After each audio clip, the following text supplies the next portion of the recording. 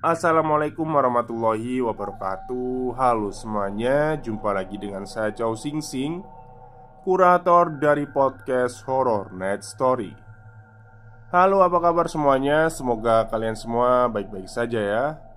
Dan seperti biasanya pada malam hari ini saya kembali dan akan menceritakan sebuah kisah mistis untuk kalian semua.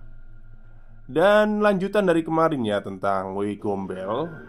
Ini adalah bagian terakhir dari kisah Sigit dan keluarganya untuk membatalkan atau mengalahkan si Wewe Gombel itu. Di sini seru-serunya sih. Oke, daripada kita berlama-lama, mari kita simak ceritanya. Singkat waktu beberapa jam kemudian, kira-kira mungkin pukul 2 dini hari, Sari dan si kecil Gugat tampak nyenyak dalam tidurnya. Tapi tidak bagi Sigit yang masih terlihat menerawangi langit-langit sambil memikirkan hal yang tadi ia alami. Hatinya mulai khawatir. Jangan-jangan benar kata Pak Ditura yang takut kalau Gugat ini tengah diincar oleh sesuatu, yaitu Wewe Gombel yang pernah bersekutu dengan mendiang ayahnya dahulu. Biarin, aku harus berani, batin Sigit seraya beranjak dari tempat tidurnya dan mengambil popok Wewe itu. Sigit keluar dari kamarnya dan terpaksa mengetuk pintu kamar Margono. Untung ia juga belum tidur. Kini berbincanglah mereka di ruang tamu sambil menikmati kopi dan rokok kretek. "Besok kamu libur aja ya mas. Sekarang kamu temani aku begadang," kata Sigit kepada Margono seraya meletakkan popok Wewe itu di atas meja. Sigit mulai menceritakan keresahannya kepada Margono tentang hal-hal yang cukup mengagetkan dalam hidupnya ini, perihal pesugihan popok Wewe yang dilakukan oleh ayahnya dan baru saja ia ketahui setelah menikah ini, dan ancaman-ancaman yang mungkin menanti dirinya serta keluarganya. Sigit kini sedikitnya mulai menyalahkan mendiang ayahnya atas semua perbuatannya. Margono, orang yang sangat mengenal almarhum Pak Minto, pun berujar bahwa Pak Minto mungkin salah karena telah melakukan persekutuan ini. Tapi Margono tahu Pak Minto tak mungkin sejahat itu. Obrolan pun berlanjut semakin emosional. Namun beberapa saat kemudian, semua dipecahkan oleh jeritan sang istrinya. Sigit bergegas menuju kamarnya, dan seketika Sigit mematung terkejut setelah membuka pintu. Terlihat Sari yang menangis dan si Gugat yang tengah ditimang oleh seseorang. Dan ya, jelas itu bukan manusia. "Balekno anakku!" ucap Sigit. Sosok itu tak bergeming dan kini malah bersenandung. Sigit agak memundurkan langkahnya. Margono yang kini penasaran tampak ingin memeriksa ke kamar majikannya itu. Namun, ia yang hampir sampai di ambang pintu sedikit bertabrakan dengan Sigit yang berlari keluar menuju ruang tamu.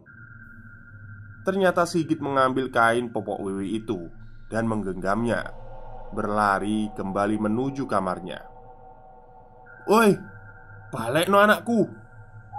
kata Sigit yang menggenggam kain popok Wewe itu seraya masuk ke dalam kamarnya.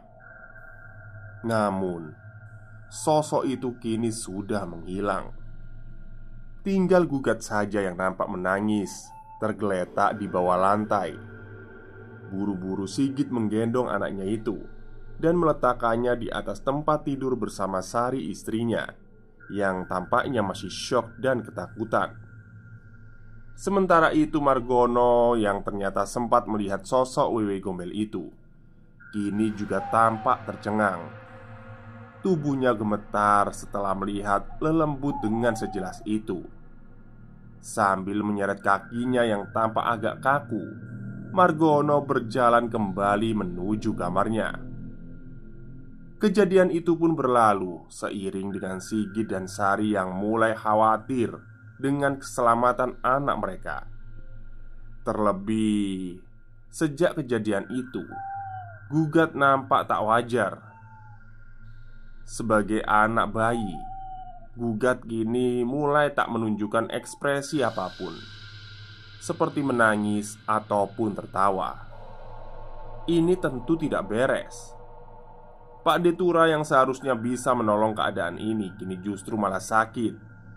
Entah apa penyebabnya, entah karena lanjut usia atau memang karena ada sesuatu. Meski begitu, Pak Detura berjanji akan membantu, walau lewat arahan-arahan yang sejatinya kurang Sigit mengerti. Kalimat yang seringkali diucapkan oleh Pak Detura adalah, "Bakarlah popok itu di waktu yang tepat." Ucap Pak Detura yang terbaring lemah di tempat tidurnya. Lantas, kapan waktu yang tepat untuk membakar popok Wewe itu? Sigit tak tahu pasti. Wewe Gombel itu memang sudah tak menampakkan dirinya lagi sejak kejadian itu. Tapi entah kenapa Sigit seperti masih merasakan hawa kehadirannya, terutama saat ia berada di dalam rumah. Sigit gusar, nampak seperti orang yang hampir gila, karena setiap malam ia pasti selalu menggenggam popok Wewe itu, berharap ia menemukan waktu yang tepat untuk membakarnya. Seringkali Sigit terlihat mengelilingi setiap sudut rumahnya untuk mencari Wewe Gombel itu. Kini rasa takutnya sudah hilang, berubah menjadi rasa amarah dan khawatir tentang keadaan anaknya yang tak juga berubah sejak kejadian itu. "Cupu enak wae, ojo anakku." Seringkali kata-kata itu terucap dalam hatinya. Hingga tiba pada suatu hari. Sejak kejadian itu, setiap hari memang selalu menjadi hari yang melelahkan bagi si Sigit. Tak terkecuali hari ini. Sigit pulang dari pasar sudah hampir maghrib.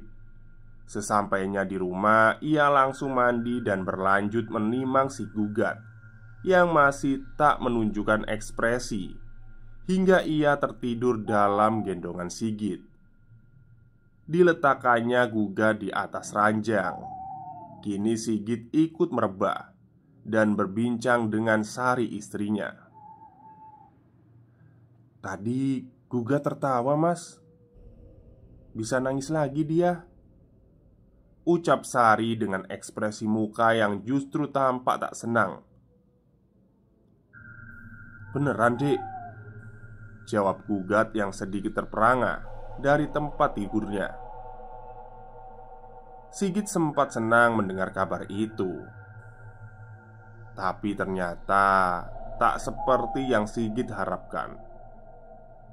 Sari pun bercerita, tadi siang setelah ia dari kamar mandi, dari luar kamarnya ia mendengar suara Gugat tertawa. Sari yang buru-buru masuk pun benar melihat Gugat tengah riang tertawa, seperti ada seseorang yang mengajaknya bercanda. Kalau istilah Jawanya adalah ngeliling. Sari tentu senang melihat anaknya sudah bisa tertawa dan berekspresi. Buru-buru Sari menggendongnya dengan hati yang gembira. Gugat juga masih tertawa-tawa ketika berada di gendongan ibunya itu. Namun ternyata itu tak berlangsung lama, karena tiba-tiba tawanya terhenti. bersamaan dengan keluarnya cairan hitam dari mulutnya. Sari tentu kaget dan kini gugat menangis. Keluarlah Sari dari kamarnya dan keluar dari rumahnya dengan panik dan mencoba untuk meminta bantuan kepada tetangganya. Namun, sepertinya waktunya tak tepat karena ia hidup di kalangan yang kebanyakan petani. Jadi mungkin di jam-jam seperti itu adalah jam di mana orang pergi berladang. Sembari menunggu bantuan yang ternyata tak kunjung datang, akhirnya Sari pun menenangkan Gugat dengan seadanya. Dan untungnya itu berhasil. Gugat pun tenang, terdiam, dan kembali tidur di gendongan sang ibu. Tapi itu tentu tak cukup membuat Sari merasa tenang. Di depan rumahnya berulang kali ia mengusap-ngusap kepala anaknya itu dengan muka cemas dan mata yang berkaca-kaca. Dan tiba-tiba, "Ini milikku," kata seseorang yang entah siapa itu, membisik keras di telinga Sari. Sari tentu terkejut mendengar hal itu. Ia menoleh ke kanan dan ke kiri, namun ia tak menemukan siapapun. Dengan ketakutan, Sari segera masuk kembali ke dalam rumahnya dan tak keluar lagi hingga Sigit sang suami datang. Sigit yang tadinya sempat gembira mendengar awalan cerita dari sang istri, sekarang tak menunjukkan ekspresi itu. Rautnya kini sedih dan berkaca-kaca, meminta maaf kepada istrinya. "Maafkan aku ya, Dek, membuat kamu ikut terseret dalam keadaan ini," ucap Sigit kepada Sari. "Rapopo, Mas, gak ada yang salah. Yang penting sekarang bagaimana caranya kita keluar dari masalah ini. Kamu pasti bisa kok, Mas," jawab Sari untuk menguatkan suaminya itu. Tak selang beberapa lama, Gugat pun terbangun. Tak menangis, hanya matanya saja yang sesekali melirik ke arah Sigit dan Sari. "Wah, pingin mimi iki," ucap Sari yang mulai terbiasa dan paham dengan bahasa tubuh si Gugat kecil. Sari pun menyusui Gugat hingga ia ketiduran. Singkat waktu setelah melihat anak dan istrinya mulai terlelap, Sigit pun keluar dari kamarnya, duduk di ruang tamu seraya menyesap sebatang rokok. Dan seperti biasanya, Sigit tampak menggenggam kain popok wewe itu di tangan kirinya. Asap mengepul ke atas langit-langit ruang tamunya yang tak begitu terang. Lamunannya masih saja seputar wewe gombel itu. Sesekali ia meremas kain itu. Terlihat raut emosi dari Sigit yang sulit tergambarkan, antara kecewa, sedih, dan marah. Tapi jujur dari dalam lubuk hatinya, Sigit merasa ayahnya adalah sosok yang terlalu baik untuk disalahkan dalam keadaan ini. Meski nyatanya beliaulah orang yang membawa Sigit ke dalam masalah persekutuan pelik ini. Tak selang beberapa lama, Margono masuk dari pintu samping dengan jaket tebal dan sarung yang ia kerudungkan di kepalanya. "Dari mana, Mas Mar?" tanya Sigit kepada Margono. "Ini, Mas, dari warung nyari obat. Badan kok terasa gak enak," jawab Margono seraya melangkah mendekati Sigit. Setelah sejenak berbincang, Margono pun izin kepada juraganya itu untuk beristirahat terlebih awal karena badannya yang tidak enak. Sigit memakluminya dan segera menyuruh Margono untuk masuk ke kamarnya. Sementara di ruang tamu, Sigit kembali merenung dengan lamunannya. Sampai entah berapa batang rokok yang sudah ia hisap untuk menenangkan batinnya itu. Malam semakin larut. Entah bagaimana matanya tertuju pada kursi goyang mendiang ayahnya, yang memang berada di dalam ruangan yang sama. Sigit yang bosan mulai berdiri dan berjalan menuju kursi tua itu. Ia duduk kembali melanjutkan lamunannya. Hingga tak terasa ia terlelap di atas kursi goyang itu. Entah berapa lama Sigit tertidur. Yang jelas kira-kira mungkin pukul 2 dini hari. Ia terbangun karena ada seseorang yang sedang membelai rambut di kepalanya. Sigit yang terbangun perlahan membuka matanya. Kini dia melihat sosok yang berada tepat di hadapannya. Ya, sosok itu adalah Wewe Gombel. Tersenyum menyeringai menatap Sigit yang kini tampak tak bisa bergerak. Namun matanya tak bisa berpaling dan justru terus menatap sosok itu. "Nak Sigit, anakku, masih ingat aku enggak? Yang sering kamu panggil Mbah Gandul dulu waktu kecil. Kamu sering aku gendong loh. Tapi kok sekarang malah berani sama aku ya?" kata sosok Wewe Gombel itu dengan suara parau, dengan kepalanya yang kini mendekat ke depan muka Sigit.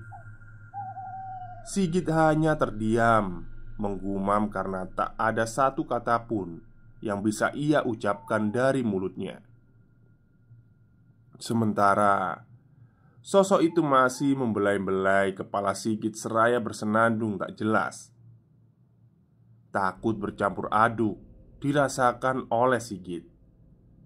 Dan sosok Wewe Gombel itu pun semakin mendekat dan mendekat sampai hampir menyentuh mulut dan telinga Sigit. Sosok itu pun berbisik,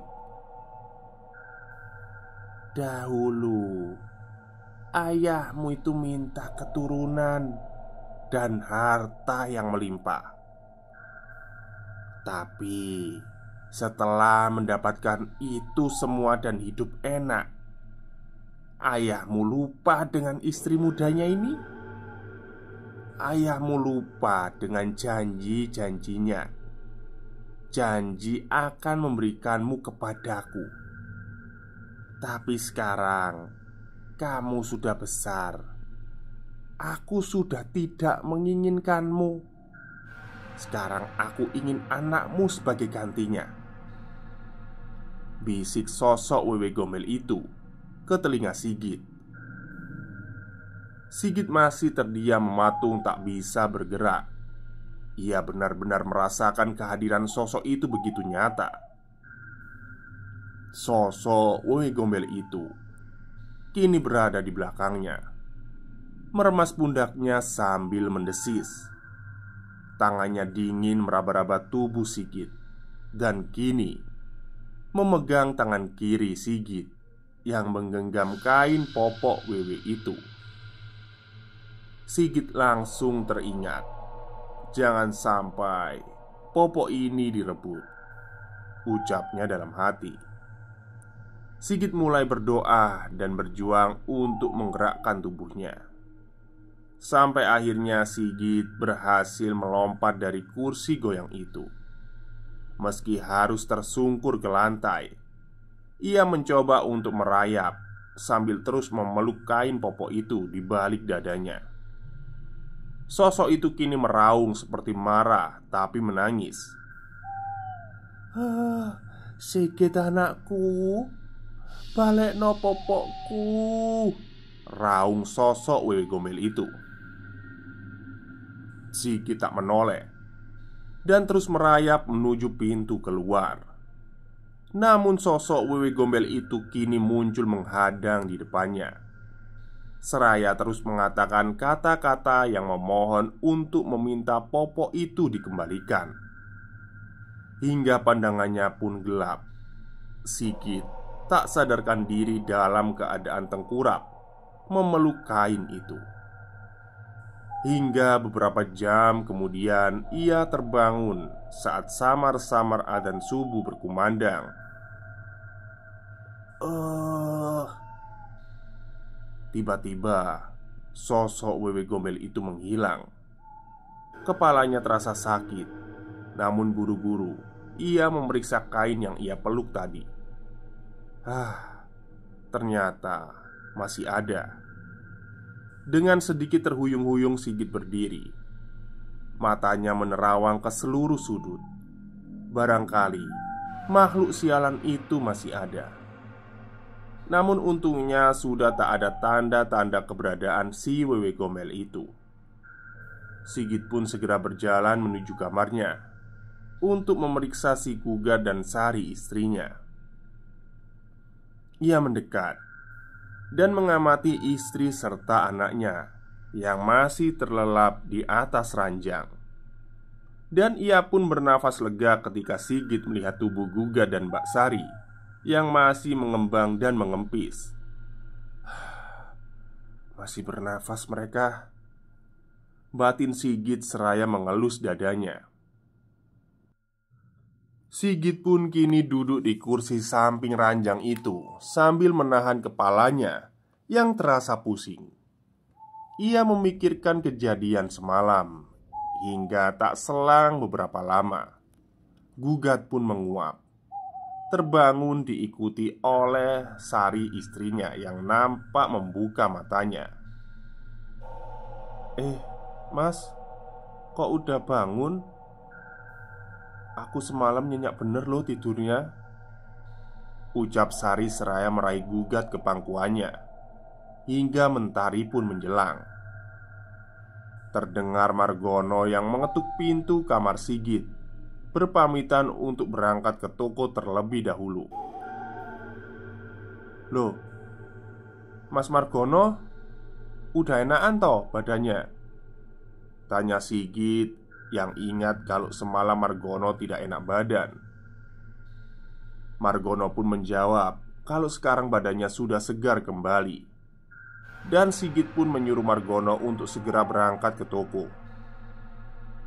"Ya wes, syukur kalau gitu. Sekarang mas berangkat dulu aja ya, nanti aku susul agak telat. Soalnya mau ada acara dulu aku," jawab Sigit dari dalam kamarnya. "Hah? Mau ada acara opo toh mas?" saut Sari sang istri yang mendengar perkataan suaminya itu. "Aku, kamu, sama Gugat. Habis ini kita ke Pak Deturah. Ada yang mau mas bicarakan. Sekalian jenguk, kan Pak D lagi sakit," kata Sigit sambil beranjak untuk mandi. Singkat cerita, setelah mereka semua tersiap, berangkatlah Sigit bersama anak dan istrinya menuju rumah Pak Deturah. Terlihat raut wajah gelisah Sari sang istri yang sebenarnya penasaran memutuskan untuk diam saja, tak banyak bertanya kepada suaminya itu. Hingga sampailah mereka di depan rumah Pak D. Tampak Seno, anak dari Pak Deturah, menyambut di depan rumah dengan riang. Seno ini mempunyai keterbelakangan mental. Seperti tahu kalau sepupunya akan datang. Dengan tergopoh-gopoh dan bicaranya yang agak sulit, Seno merangkul Sigit dan Sari menuju masuk rumahnya, menuntunnya langsung ke kamar Pak Deturah. Sini masuk. Iki loh, Pak D udah nunggu," ucap Budeyati, istri Pak Deturah, yang baru saja selesai menyuapi suaminya itu. Segera Budeyati mendekati Sari dan meraih Gugat dari gendongan istri Sigit itu. Cucuku sing paling ganteng. Nenek mau gendong ini, ucap Budayati seraya mengajak Sari untuk keluar dari kamar dan membiarkan Sigi dan Pak Detura berbicara empat mata. Di kamar, berbincanglah mereka berdua. Sigi tentu langsung menceritakan kejadian yang ia alami semalam dengan cukup rinci dan detail. Pak Detura yang mendengar itu hanya tersenyum dan berkata, "Ini sudah saatnya," ucapnya dengan penuh harapan. Kurang lebihnya, kata Pak Detura adalah saat-saat ini merupakan waktu yang tepat untuk membakar popok Wewe itu dan memutus tali persekutuan ini. "Jangan benci ayahmu. Ayahmu itu sebenarnya orang baik. Dia hanya terjebak dalam perjanjian yang tidak jelas ini. Ayahmu juga sudah cukup menderita hidupnya, harus berpisah denganmu belasan tahun. Kamu harus ikhlas dan sekarang harus berani. Temuilah Wewe Gombel itu dan bakarlah di depannya," ucap Pak Detura kepada Sigit yang sekarang mulai menitihkan air mata. Perbincangan pun berlanjut dengan Pak Detura yang kini mulai semakin terbuka. Jadi, memang benar, dulu almarhum Pak Minto menikah dengan Wewe Gombel itu untuk melancarkan usahanya dan mendapatkan keturunan. Tapi, harusnya itu sudah berakhir karena Pak Minto sudah menceraikan istri jinnya secara ritual ketika Sigit masih kecil dan berada di Bantul. Oh, bisa diceraikan ya. Usahanya pun sempat bangkrut habis dan Pak Minto memulainya kembali dari nol tanpa sepengetahuan keluarga Bu Sukarti, istri Pak Minto. Menurut Pak Detura ini sudah berakhir. Tapi ternyata belum, karena sang Wewe Gombel itu kini malah mengincar gugat.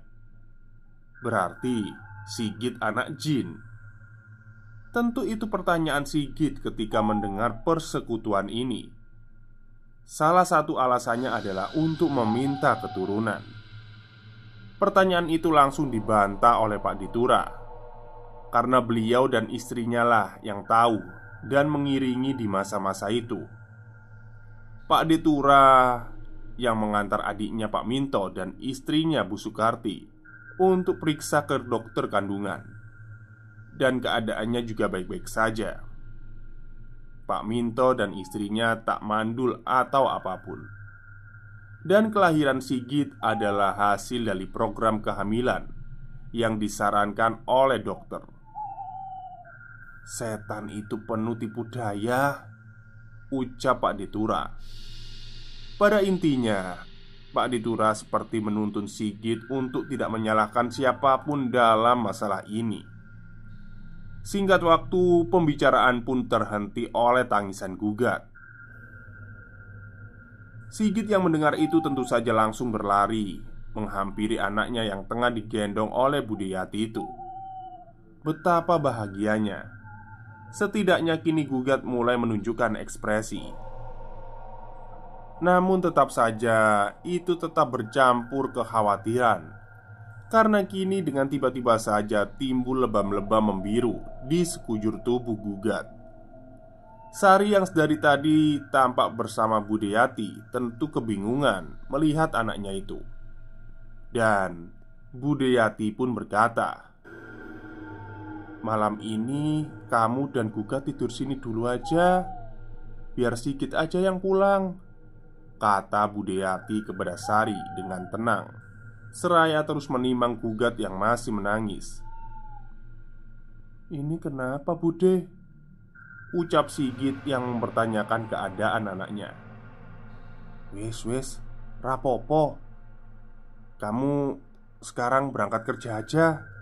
Terus nanti kalau kamu sudah pulang ke rumah, jangan lupa pesennya Pak D. Istri sama anakmu biar tidur di sini dulu aja ya," kata Budeyati kepada Sigit. Singkat cerita, pulanglah Sigit dari rumah Pak D-nya itu dan langsung berangkat menuju tokonya. Meskipun seperti masih ada yang mengganjal dan ragu di hatinya, tapi setidaknya kini Sigit tahu apa yang harus ia lakukan. Sesampainya di pasar, Sigit yang tadinya ingin menceritakan ini kepada Margono nampaknya tak sempat. Toko sembakonya itu ramai pelanggan, hampir tak ada jeda. Akhirnya, tak terasa sore hari pun tiba. Pulanglah Sigit bersama Margono yang mengendarai motor di belakang mobil Sigit. Dan sampailah mereka di rumah.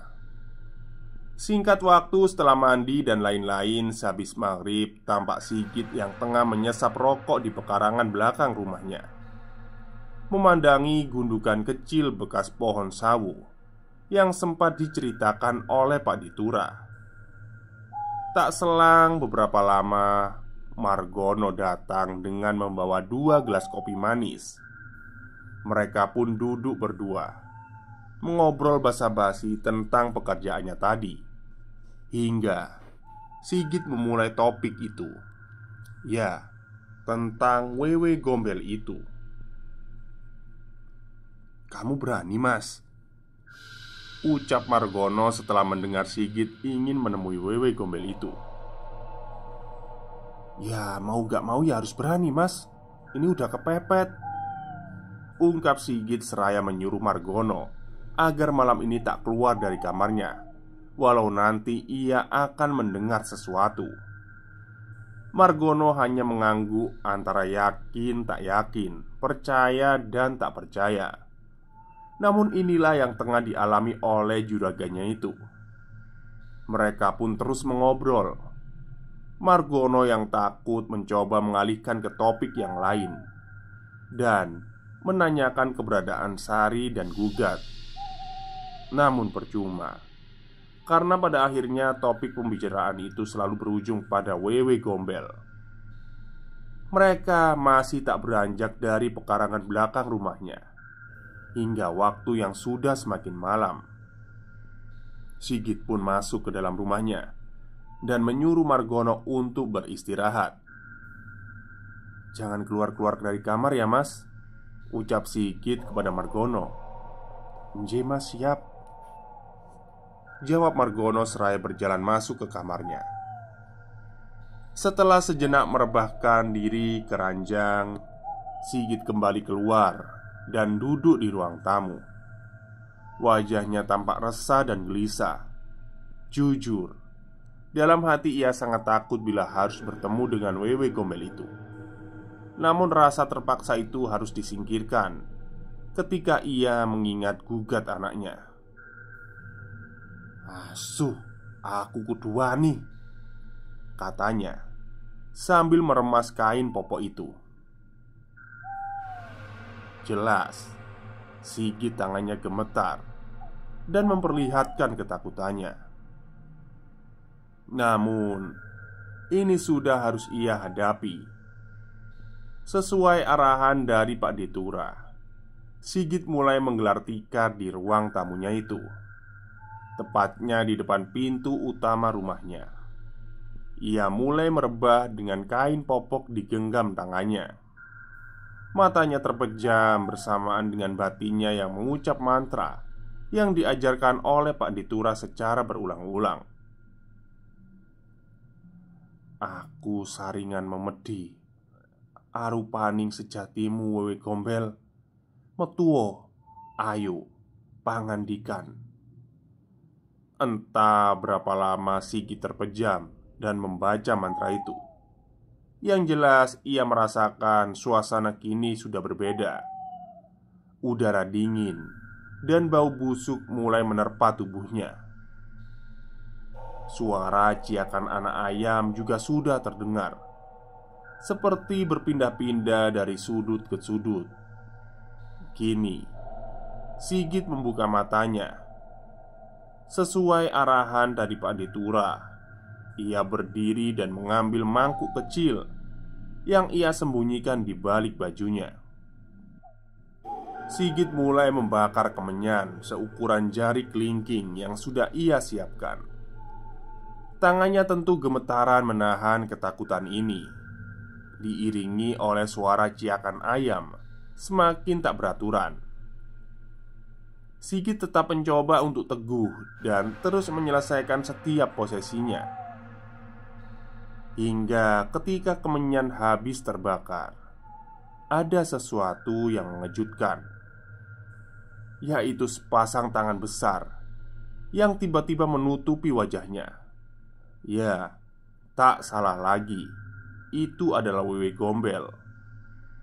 Sigit hanya terdiam mencoba tenang dengan tidak melakukan banyak gerakan.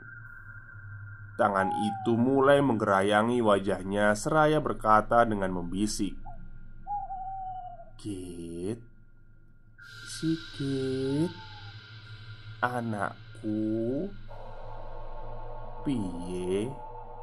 Wis lali to? Gimana? Sudah rela kan anakmu aku bawa?" Suara itu muncul tepat di samping telinga Sigit. Sejenak suasana menjadi hening. Sigit juga tak bisa lagi merasakan ada yang menggerayangi wajahnya.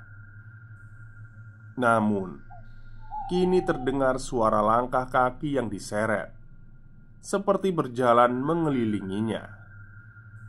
Sigit sama sekali tak berani membuka matanya. Dengan gemetar ia mengacungkan kain dan korek api yang ia genggam di masing-masing tangannya. Dengan gugup dan terbata-bata kini Sigit berkata, "Ora iso, anakku yo anakku.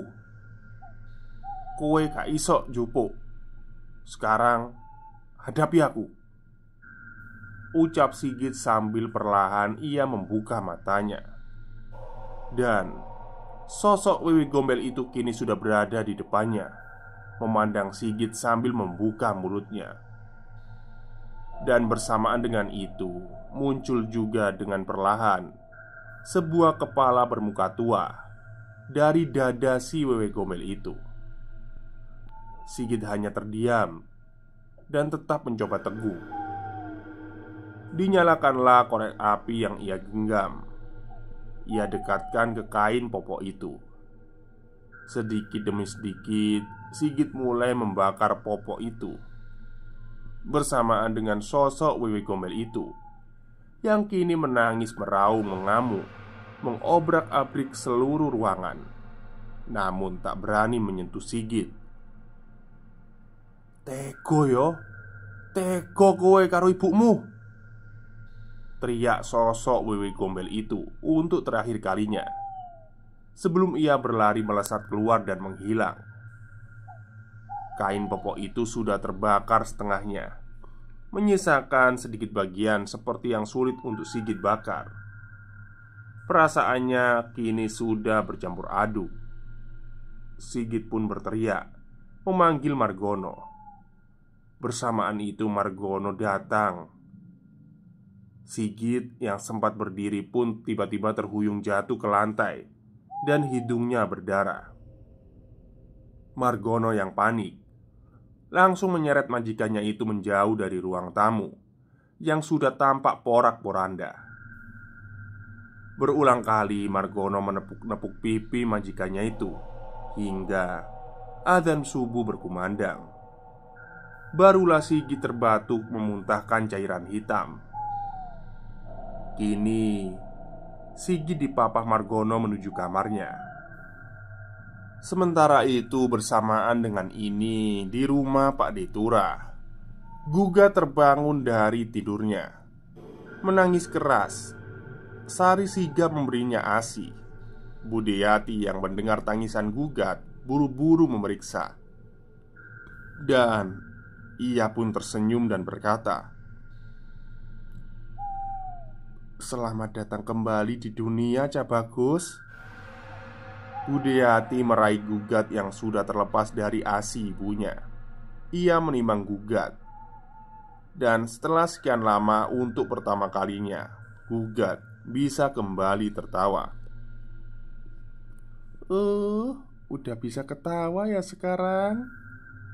timang Budayati yang segera dihampiri oleh Sari. Melihat itu, mata Sari berkaca-kaca.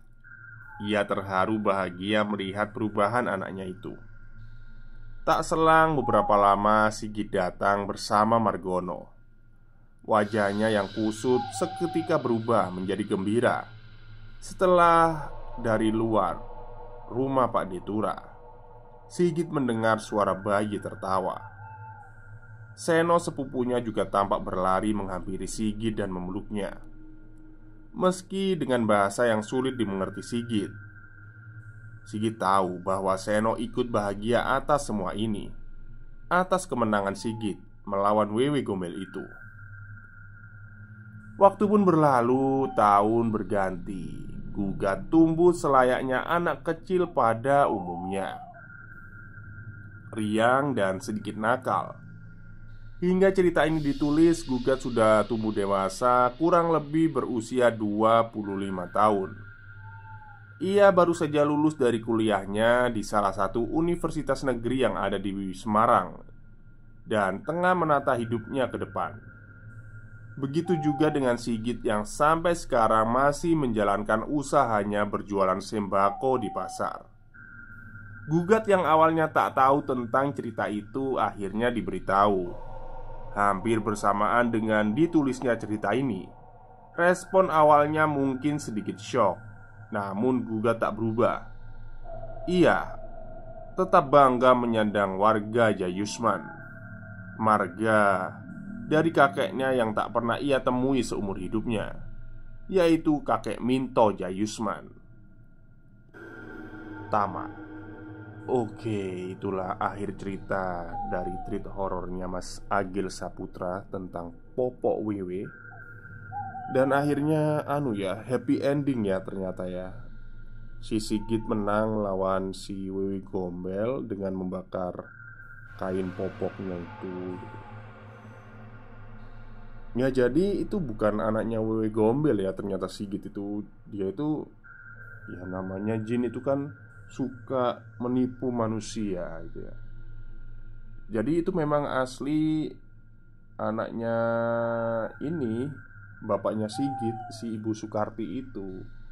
Jadi memang waktu itu hamil karena mungkin si Wewe Gombel itu tahu, ini pasti habis ini hamil gitu. Dianggap anaknya atau pemberiannya gitu.